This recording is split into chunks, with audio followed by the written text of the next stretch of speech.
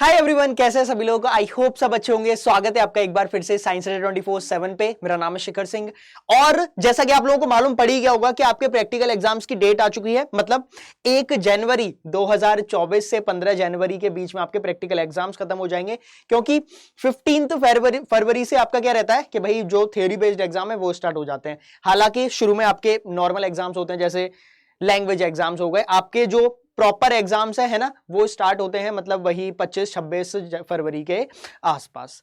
तो इस वीडियो में अपन बात करने वाले हैं प्रैक्टिकल्स की, और स्पेसिफिकली मैं बात करूंगा केमिस्ट्री की। ठीक है, मैंने आपको डेट्स बता दी। 1 जनवरी से 15 जनवरी के बीच में आपका प्रैक्टिकल एग्जाम हो जाएगा। अगर मैं बात करूं आज, जब मैं वीडियो बना रहा हूं, आज है 1 नवंबर, तो आपके पास कितना टाइम बचा है? तो ऑलमोस्ट 60 दिन है प्रैक्टिकल्स के लिए।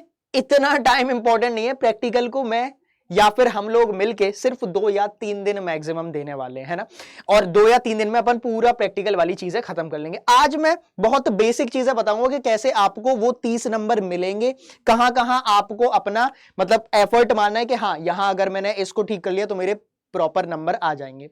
आपको एक चीज और बता दूं, ये जो प्रैक्टिकल वाला पार्ट है, तुम लोग ये मत सोचना कि सर क्या क्या मेरे 20 नंबर रह जाएंगे, 18 नंबर रह जाएंगे ना। देखो, क्लास में हर कोई जितने भी हैं, अगर मैं अपनी बात करूं तो ऑलमोस्ट 10 साल पहले, 10-11 साल पहले तो क्या हुआ था कि भाई क्लास 12th में हमारे जो स्टूडेंट्स थे, बिल्कुल भी गए गुजरे जितने भी होते थे, उनके भी भाई 26, 27, 28। तो आपको जो नंबर दिए जाते हैं वो दिए जाते हैं 26, 27, 28, 29 और 30 भी दे जाते हैं एक्स्ट्रा। मतलब हर एक को नहीं देंगे, नहीं तो शक हो जाएगा, क्योंकि ये जो बोर्ड एग्जाम के जो प्रैक्टिकल्स हैं, ये इन पे नंबर देना स्कूल वालों के हाथ में रहता है। माना कि एक्सटर्नल आता है, लेकिन स्कूल वालों के हाथ में रहता है। और स्कूल वाले ये नहीं चाहते कि भैया बोर्ड में ही, प्रैक्टिकल में ही नंबर कम रह जाए, थ्योरी में तो पता नहीं फिर क्या ही रहेगा, है ना। तो आपके जो नंबर है ये यहीं कहीं कहीं लाइक करेंगे, 25, 26, 27, 28। अब वो आप पे डिपेंड करता है, क्योंकि एक एक नंबर बोर्ड एग्जाम में इंपॉर्टेंट है। समझ में आ गया? थ्योरी होगी, देखी जाएगी, लेकिन प्रैक्टिकल में तो अपन अपना मैक्सिमम दे सकते हैं, अपन अपना फुल पोटेंशियल से करेंगे, है ना। तो ये जो 30 नंबर हैं, ये आते कहां से हैं सर, कैसे मुझे प्राप्त होंगे? तो इसको ना मैंने एनसीईआरटी, वो जो अपना मतलब सीबीएसई की अगर मैं बात करूं, तो इन्होंने अपना ऑफिशियल पीडीएफ डाल रखी है। उसी में बहुत छोटे में इन्होंने लिखा है कि 30 नंबर कहां से मिलेंगे। तो वो मैं उठा के लाया हूं आपके लिए। वो आप लोगों पे मिसिंग होगा, आप लोग उस पर ध्यान ही नहीं देते होगे, तो वही चीज मैं लेके आया हूं। आप देखिएगा इधर पीछे, है ना, ये ठीक है, ये तो तुम लोगों ने पढ़ ही लिया है। आ जाओ इधर की बात करते हैं। ये है बहुत महत्वपूर्ण बात, ये है सारा कुछ जहां से आपके 30 नंबर आने वाले हैं। तुम बोलोगे मास्टर एक बात बता, ये हर एक स्कूल्स के लिए है या फिर किसी पर्टिकुलर स्कूल के लिए? अगर आप सीबीएसई में हो तो ये हर एक स्कूल वाले को फॉलो करना होता है। नहीं फॉलो करोगे तो सीबीएसई, तुम्हारा जो स्कूल अभी सीबीएसई है, वहां से हट जाएगा, एफिलिएशन हट जाता है। मतलब आपको standard operating procedure SOPs follow करनी पड़ती है सीबीएसई की। तो हां, ये है हर एक सीबीएसई वाले स्टूडेंट के लिए, हर एक सीबीएसई स्कूल के लिए। क्या क्या रहेगा? Volumetric analysis, salt analysis, content based experiment, project work, और है क्लास रिकॉर्ड एंड वाइवा। यहां से आपको नंबर मिलने वाले 8, 8, 6, 4, 4, टोटल हो गए 30। अब तुम्हारे दिमाग में डाउट आ रहा होगा कि मास्टर नंबर लाएं कैसे जाए? मुझे इतना पता है, मतलब तुम लोगों को इतना पता है कि हाँ, क्लास रिकॉर्ड बना लेंगे, रिकॉर्ड चेक करा लेना, चेक करा के ठीक है कितने नंबर मिलेंगे? उससे सर सिर्फ और सिर्फ 4 नंबर मिल रहे हैं। हाँ, इतने ही मिलते हैं, ठीक है।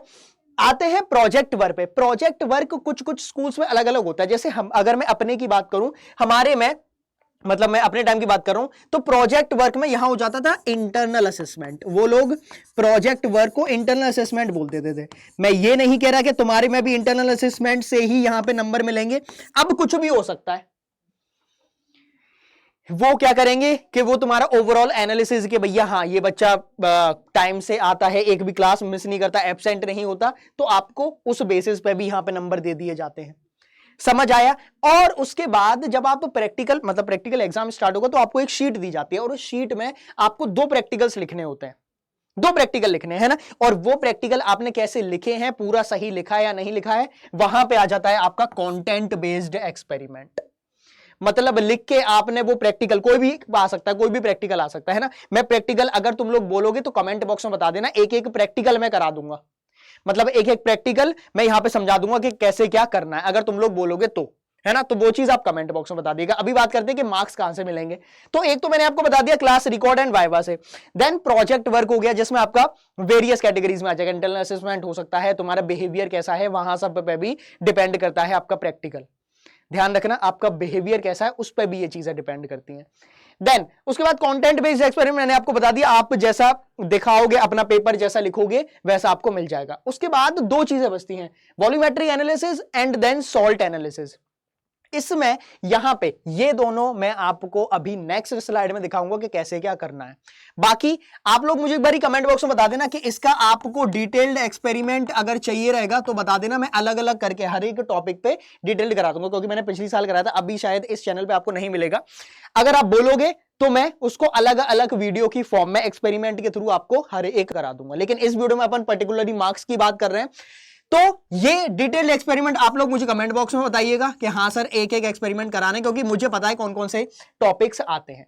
अब वही टॉपिक्स की बात कर लेते हैं जो अभी तुम लोग बोल रहे हो कि सर वो जो टॉपिक्स कौन से हैं, सॉल्ट एनालिसिस है, वॉल्यूमेट्रिक एनालिसिस में, वो मैं टॉपिक आपको इधर दिखाता हूं। ये हैं वो सारे टॉपिक्स, यहां से आ सकता है। देखो सॉल्ट एनालिसिस मतलब कोई भी आपको सॉल्ट पकड़ा दिया, कॉपर सल्फेट हो गया। वैसे तो कुछ लोग जैसे अगर कलर्ड फॉर्म में आ गया तो वो ज्यादातर कॉपर वाला होता है, ब्लूइश फॉर्म में आ गया, ग्रीनिश फॉर्म में आ गया तो वो कॉपर सल्फेट वाले हो जाते हैं। कोई और कलर आ गया तो आयरन सल्फेट हो गया, ठीक है। और ज्यादातर अब ये लोग ये नहीं करते, अब ज्यादातर व्हाइट कलर का सॉल्ट देंगे। और व्हाइट कलर का सॉल्ट तुम क्या करते हो भैया, पूरा सिंक में बहा दिया। कभी कभी क्या होता है कि एक छोटा सा ही टेस्ट करने के बाद मालूम पड़ जाता है हाँ ये कौन सा सॉल्ट है। समझ आ गया, ठीक है। तो मार्क्स अभी देखते हुए चलेगा। मैक्सिमम मार्क्स कौन कैरी करते हैं, इधर देख लो। मैक्सिमम मार्क्स 16 नंबर का है ये वॉल्यूमेट्रिक एनालिसिस और सॉल्ट एनालिसिस। वॉल्यूमेट्रिक एनालिसिस तो समझते हो यार, टाइट्रेशन वाला सिस्टम है ना, ये अपना टाइट्रेशन वाला सिस्टम है। वही फिनोफ्थलीन एक एक करके ड्रॉप डालो, टक टक टक टक टक टक ड्रॉप डालो। लैब में गए हो कभी, चले जाना, अभी भी टाइम है, 2 महीने है।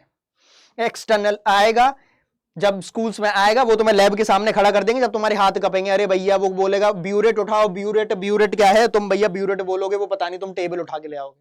तो थोड़ा बहुत सीख लो, समझ आया। और अगर तुम्हें लगता है कि सर नहीं हम नहीं करेंगे, तो भैया ये तुम्हारा बार बार परेशान करेगा, ये आपका पता है। फिर अगर तुम कहीं कोई अच्छी यूनिवर्सिटी में कहीं तुम्हारा अगर एडमिशन हो जाए, अगर तुम सीयूटी वाले बैच में एडमिशन ले लो, तेजस्वी बैच में, तो वहां से फिर जब आप सीयूटी में क्रैक करके कोई भी नए कॉलेज में जाओगे, ड्यू में जाओगे, तो वहां पे ये सारी चीजें बहुत इन पे मतलब फोकस किया जाता है।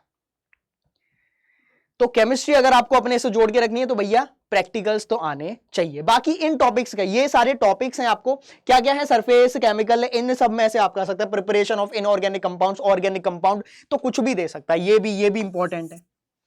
कोई कंपाउंड बनाने को दे सकता है भाई, कोई ऑर्गेनिक कंपाउंड आप बनाओ, इनऑर्गेनिक कंपाउंड आप बनाओ। तो इसके लिए ये अगर आपको चाहिए कि हाँ सर इसमें ना आप अलग अलग बता दीजिए, तो कमेंट बॉक्स में आप मुझे बता दीजिएगा कि मैं डिटेल्ड एनालिसिस करा दूं, है ना। डिटेल्ड एक्सपेरिमेंट अपन कर लेंगे, ठीक है, डिटेल्ड एक्सपेरिमेंट कर लेंगे। बाकी हाँ आप लोगों को इतना मालूम पड़ गया होगा कि कहां से नंबर आएंगे, कैसे नंबर आएंगे, किस पर मुझे ज्यादा एम्फेसाइज करना है, किस पर ज्यादा मुझे फोकस करना है। क्योंकि कुछ लोग क्लास रिकॉर्ड को ही सजाते रहते हैं, अरे लड़कियां जो होती हैं अंडरलाइन कर लो भैया 4 नंबर है, उसमें बस तुम पेज भर दो सारे, और अच्छे से जो भी है आपका ग्राफ है तो वो चिपका लो, बस 4 नंबर है, खत्म हो जाएगा। 4 नंबर ही मिलते हैं सबको, चेक हो जाएगा तो 4 नंबर सबके हैं, प्रॉपर सबको 4 मिलते हैं, किसी का एक भी नंबर इसमें नहीं कटता। जो आपका मेन फोकस है वो ये 2 ऊपर वाले हैं।